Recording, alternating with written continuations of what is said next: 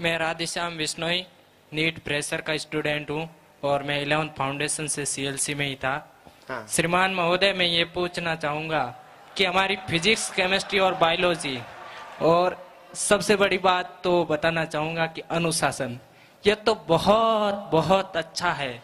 और यदि थोड़ी बहुत कमी भी है तो एक शख्स हमारे सामने बैठे हैं, हमें उस शख्स पर पूर्ण विश्वास है कि वो हमारी ये फिजिक्स, केमिस्ट्री, बायोलॉजी के साथ साथ अनुशासन की पूर्ण कटिबद्धता के साथ वो हमारे हर दम 24 घंटे हमारे साथ रहेंगे।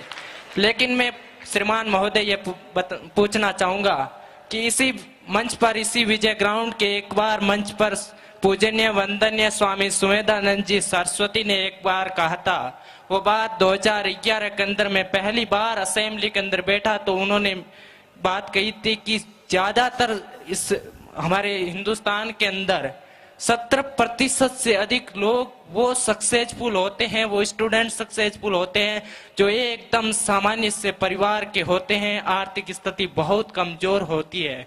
और शायद सीएलसी के अंदर तो मुझे कहते हुए बहुत खुशी हो रही है कि 90% वही ग्रामीण इलाके वाले, वही सामान्य से परिवार के बच्चे हैं, उनमें मैं भी सम्मिलित हूँ, जिनकी आर्थिक स्थिति बहुत कमजोर है। आप समझ सकते हो कि इतने आर्थिक स्थिति कमजोर वाले बच्चे सीएलसी में ही क्यों आते हैं। प्रणाम, वंदन और सैल्यूट उस शख्स को।